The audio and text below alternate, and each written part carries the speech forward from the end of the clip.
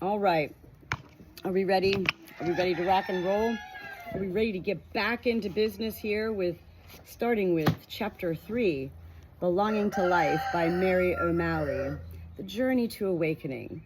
Chapter 2 was 4 parts. That was a long-ass chapter, yes? Chapter 2 is not quite as long, and yet I'm certain with the sounds of it from my flock here on our small hobby farm, it's going to be more than one part. Chapter 3 as well. I'm going to go ahead and dive right into chapter 3. Thank you for joining. My name is Natalie. I'm the Good Shepherd here on our small hobby farm. Got everybody kind of congregating around the Good Shepherd here. They do like story time, and so they do get loud. And so that's how it rolls here with us. Chapter 3, Our Addiction to Struggle. Hey, easy does it, everybody. We all need to get along here. Our addiction to struggle. Here's a poem on practice. Sometimes small mind looks me straight in the eye, so seriously that I burst out laughing, count my blessings, and find myself listening to the flowers conversing in the yard. Sometimes small mind speaks and I listen in dead earnest to that same dried out, tired song. And I drift, just drifting in slow motion. Sometimes small mind speaks to me and I sit with it, hold its hand, weighing each word, and help it on its way with stories from the middle way. Sometimes small mind speaks to me and we do a wild, dervish-like polka, each struggling to lead the way, going faster and faster till we burst apart exhausted. Stunned, we go our separate ways, exhilarated and a little confused. Sometimes small mind speaks to me, and I just don't hear a thing. Jim Ayala. Our mind is an amazing thing. Let's go on with the struggling mind here. When the morning alarm shatters the deep peace of sleep, the first thought that may grab your awareness is the universal mantra, "Oh, shit." Still nestled in the womb of slumber, your arm gropes for the snooze alarm, and sweet oblivion takes over once more.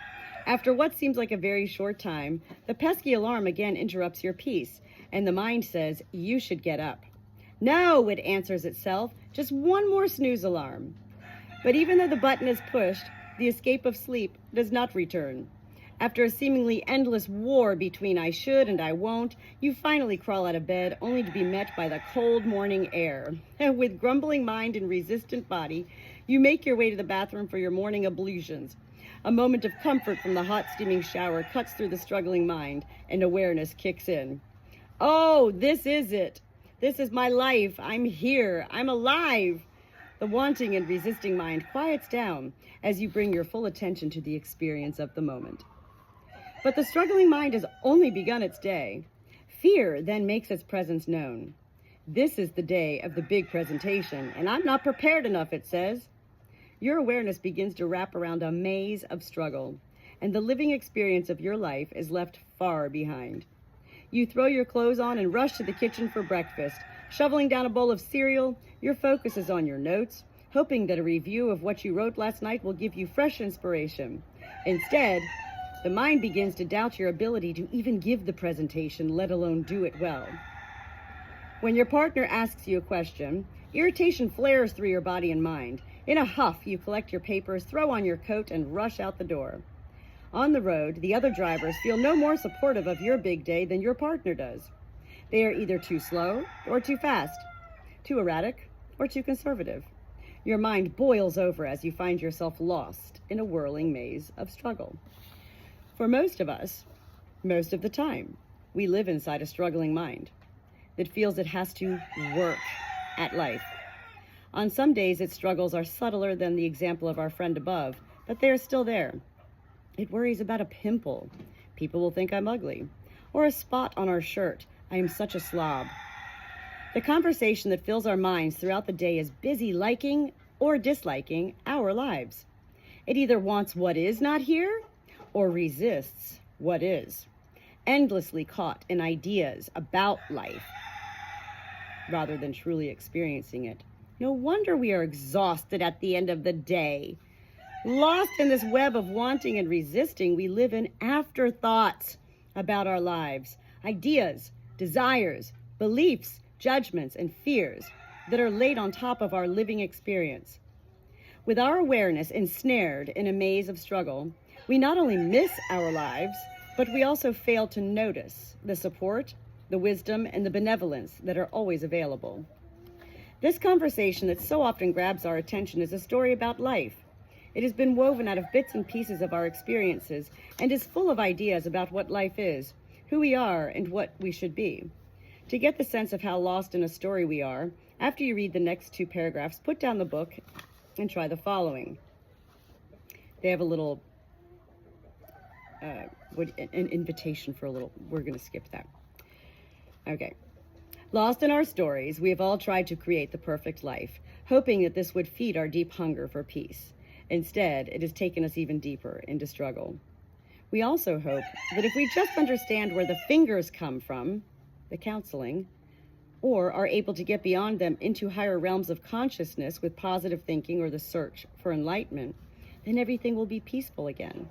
Our attempts to change or get rid of our story may have brought us moments of peace, but we are still victims of our struggling minds.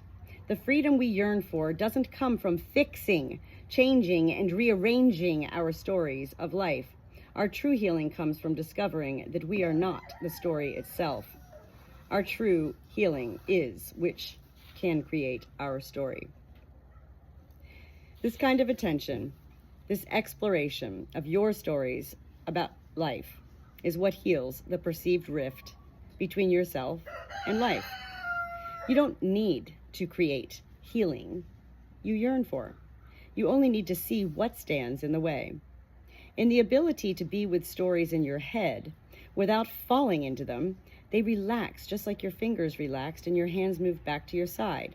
An expansive view of life and the ability to present are available to you again, and you rediscover the rapture of being alive. One of the main reasons we have been unaware of the benefits of relating to the stories in our minds, rather than being lost in them, is that we're embarrassed by and afraid of what is there. We have been taught that a good human being has particular kinds of thoughts and behaviors, and a bad human being has another kind. So we hide from and try to exorcise those thoughts that we consider unacceptable. But we all have them. Right now, as you sit here reading this book, people all over the world are living the extremes of human states of mind. There are people in terror, rage, grief, lust, and greed. We have all experienced every one of these feelings at times in our lives. And even though the feelings we experience throughout our day are not usually so extreme, they affect us just the same. Little griefs build up into despair. Little fears compound into mistrust of life. Moments of irritation keep us separate from our brothers and sisters, and greed can often compel us to overconsume. To see that our mind is capable of any state is to also see that what moves through us all day long is not much different than what moves through other human beings. Everyone's mind, to greater or lesser degrees, has been a petty, fearful, arrogant, revengeful, self-pitying, lustful, controlling, and self-absorbed as ours. What would our lives be like if we collectively comprehended that this is just what an unconscious mind does? Take judgment, for example. I have sat in numerous silent meditation retreats, and I'm still constantly amazed at how much the mind judges. It dislikes people for blowing their noses, walking too slowly, walking too fast, closing doors, asking too many questions, and on and on. Rather than simply seeing what the story is up to, we become so busy trying to adjust it, believing that if we think like this, it must be defective, that we never quite wake up to the fact that who we are is something bigger than all of these thoughts. So we go about wearing our masks, trying constantly to be whatever we feel together is, thinking our minds should always be focused in control, loving, kind, reverent, thrifty, and hope nobody will discover the truth. This somebody who is endlessly having a conversation in our head is on the job practically 24 hours a day. It's constantly pruning and editing, shoving down and rearranging, ignoring or trying to exorcise the parts we deem unacceptable. It causes us to live in the narrowest place human beings have known. The first time I met Stephen Levine was at a workshop in Seattle, when he said, "I would like to create a hat that, when you put it on your head, it would instantly broadcast over a loudspeaker all of your thoughts." A collective groan of horror swept across the room.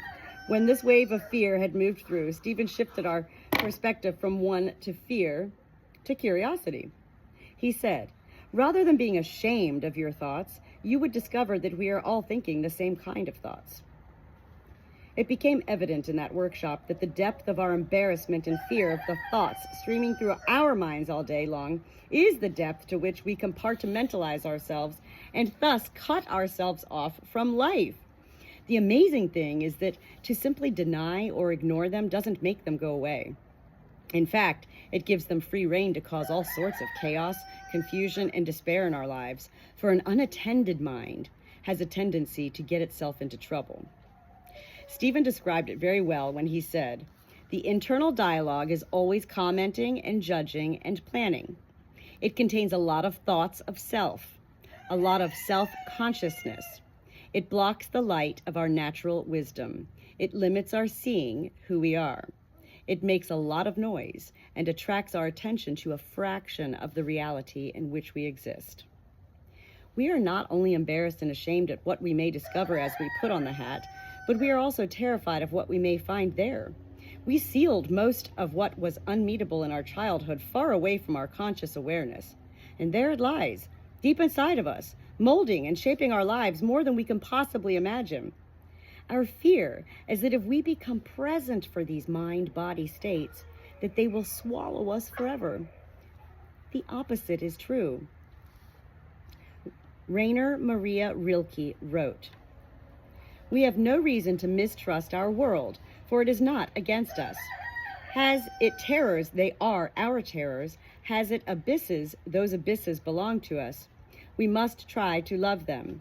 And if only we arrange our lives according to that principle, which counsels us that we must always hold to the difficult, go towards what we don't like, then that which now still seems to us the most alien will become what we most trust and find most faithful.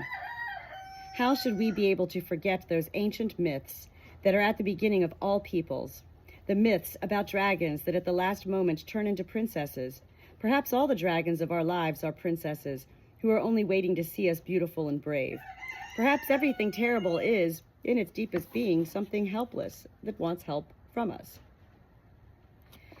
Our aloneness is lonely, and our terror is afraid. Our rage is upset, and our depression is sad.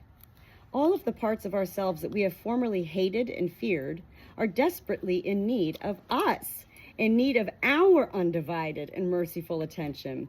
Our fear is that if we go towards these mind-body states rather than constantly managing, fixing, running, or hiding from them, we will be engulfed. But there are ways of becoming present with these feelings that bring us freedom. I sometimes liken these mind-body states to the image of a village that has lived under the fierce and frightening power of a mighty dragon. After having tried endless times to destroy the dragon, most live their lives. Most of the people stay hunkered down in their homes, half alive, afraid to live their lives. There is a little boy in the village who sees clearly that either trying to destroy the dragon or hide from it wasn't bringing people the freedom they yearn for. He decides that he is going to get to know the dragon. Sneaking out one night, for everyone in the village had told him not to go, he makes his way to the dragon's cave and finds a rock to sit upon. Out of fire-breathing range, of course. When the dragon appears, rather than running away from him, the little boy says, "I want to get to know you." The dragon, very unused to this response, puffs up his chest and makes a lot of noise as he breathes out fire in the boy's direction. The boy flinches, but he does not move. He again says, "I want to get to know you." The dragon finally recognizes what the boy is saying and begins to share about his loneliness at being hated and feared. The little boy discovers that the dragon just wanted someone to listen to it.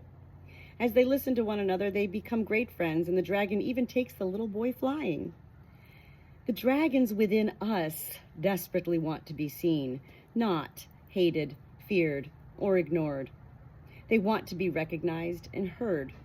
I now deeply know and trust that going towards and engaging with mind-body states that I formerly resisted does bring the healing that I yearn for. But my automatic reaction when something arises that I have not yet included in the community of my being is to turn my back and run. And the faster I run, the faster it runs after me. I find, however, that my times of running are shorter now, and my willingness to sit with it out of fire-breathing range is getting stronger. We also have difficulty putting on Stephen's hat because we have been lost inside of our own conversation for so long that we have forgotten the safety of the living moment. There is something wonderful here that can only be discovered when our awareness is fully engaged in the present. Having been lost in the maze of the story for so long, it is not only very difficult for us to notice that we are dragged around by thought all day, but it is also very challenging in the beginning to see what the story is doing. It is much like trying to describe the type of house you're living in if you've never been able to go outside and see it in its totality. In order to see how addicted we are to our stories about life, I invite you to try the following. Bring one of your fingers into the space in front of your eyes. Begin to move it around, up and down, side to side, and follow it with your head wherever it goes. This finger represents the stories that pass through you all day long, and wherever they go, you go. If a story of sadness shows up, you say you are sad. If your story says that life is terrifying, you live in fear. Without even a thought about thinking, you are dragged around by your conversation all day long. It has been said that we have 60,000 thoughts a day, and that 90% are repeats from the day before.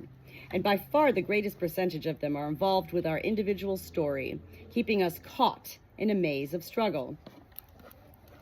Lost inside our story, we are always trying to create the life we want, and all the while, the life we yearn for is right here, unfolding in the present moment. But we don't know how to connect with the moment, and we've been gone for such a long time that we are afraid of it. So on and on we go, trying to get it all together in order to snare the peace we are yearning for. Tumbling from one idea to another all day long, we exhaust ourselves with our constant searching. Very rarely, if ever, does it penetrate our consciousness that we are not thought. It is a tool, just as our thumb is a tool.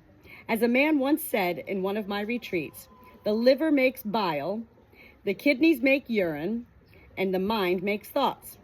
You would think it ridiculous if someone thought we were bile. It is just as ridiculous to say that we are our thoughts. We are awareness. We are that which can see through, rather than thought itself. Again, move your finger around in the space before you, tracking it wherever it goes. Now, keeping the finger moving, look straight ahead and focus on what is directly before you. See life as it really is. It's not all about the finger. This is what it is like when our attention is not following thought. Thoughts think themselves, and our freedom comes when we realize we do not have to follow them wherever they go. Because we are focusing on something other than thought, we can also notice that we are the ability to see the finger moving, rather than the finger itself.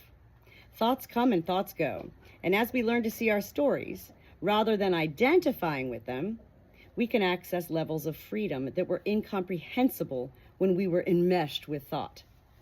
As we watch thought, rather than being lost in it, the first thing we see is how busy it is. It carries on a running commentary about our lives, planning, regretting, wishing, hoping, clinging, rejecting, rationalizing. We can get very tired just watching how busy it is, and we can see that our attention has been pulled up and out of our whole being and has become focused in our heads. As we step back into a more spacious place and watch the conversation that moves through us all day long, it becomes easy to see that the thought is mainly focused on struggle. It struggles within our bodies, our mates, our children, our co-workers, our boss, our emotions, and even with itself. It is absolutely certain that if it gets rid of what it doesn't like and acquires what it does, then it will finally know peace. If the desired object is attained, we feel a moment of peace. But then the fear of losing what we have gained kicks in. If our story's addiction is to struggle, then its flavor is fear. It is terrified of being embarrassed, hurt, or abandoned. It is afraid of what might be. what might not be, and the consequences of it all. We are afraid for ourselves, for our family, and for our Earth. The story, like the news media, thrives on high drama, turning everything into an emergency. It has been said the only thing we have to fear is fear itself. This is because mostly what we fear are phantoms in the mind. Now, however, we are ready for the next step. We do not need to be afraid of fear. Years ago, while I was spending a weekend with Patricia's son, a powerful teacher of awakening, she reminded me that the fear we all have is genuine, but 99% of it is not real when seen through the light of awareness. In truth, it is a paper dragon, just a conversation in our heads. Hey! She is not yours, and I've told you that once and twice. Eating chicken soup with rice. I'm going to turn you into chicken soup if you just leave her alone. Our job is to step back from the fear of fear so that we can listen to it rather than having it lead the way. The seemingly endless conversation in our heads also believes at its core that who we are is defective. One of its favorite pastimes is to continually reform itself. It prunes and edits, shoves down and tries to exorcise what it finds unacceptable. For many years, I had a sign on my bathroom mirror that was so faded from the steam of the shower that no one could read it. But I knew what it said. Leave her alone, I said. I knew what it said. The thinking mind is based upon needful, not enoughness. We need to be different because we are not enough. Subtly chants the mind. This is not only true inside of your mind, but it is the truth for every single human being there is. No matter how powerful or accomplished one becomes, this belief still lies deep in the heart of our minds that are so good at making up stories about life. All we have to do is hear interviews with people who are considered to be successful. And if they are honest, their self-doubt and fear always surface. As long as we keep on buying into this belief, the story will continue to be fueled. One of the story's main games is control. Cut off from the sea of intelligence, this web of concepts feels that it is in charge of life. It tries to orchestrate it all, feeling that if our lives haven't yet become perfect, it's only because we haven't done it right. If we do attain some level of control, it is usually accompanied by a subtle feeling that we should be doing it better. If we exercise 3 times a week, we should be doing it 5. If we commit to being kind in our lives, we are appalled at the slightest inkling of irritation. We seem to be constantly jockeying and maneuvering for control because we have lost sight of the fact that the awesome intelligence that has brought forth galaxies and wildflowers is present in our daily lives. Our story has created a split in our minds between us and this intelligence. We may accept that our heart beats from a power greater than us, but the story says that we are responsible for the rest. Control is ultimately an illusion. Remember a time when you felt you had it all together or really understood your life? It usually came with the sense that you had finally gotten it nailed down. But it changed, didn't it? It is much like trying to hold down a dozen rubber duckies in a tub full of water. Just when you think you have them all corralled, you take a deep sigh of relief and they all pop up and out of your grasp. The mind doesn't want to accept that life is a constantly changing show. Every thought will turn into another. Every object we desire will eventually become tattered and old. Every person we love will either watch us die or we will watch them die. To come out of the illusion of solidity and permanence into the constantly changing flow of the sea of life is not as scary as one might think. People who have been given a terminal diagnosis initially react with grief and horror. Many then go on to rediscover life. Everything becomes fresh and clear, new and very precious. I have heard people say that a life-threatening diagnosis from their doctor was the greatest gift they were ever given. It propelled them out of their story and its illusion of permanence and connected them with the breathtaking wonder of being present for the moment it appears out of mystery. All right, I'm going to go ahead and end here since, well, Andy has come into the picture here and everybody's getting really loud and wild here. Part 1, Chapter 3. I think we should finish it tomorrow. Chapter 3. Now it's time for me to get back to work, belonging to life. Thank you for joining in, even if it was just me and my flock. Giddy up.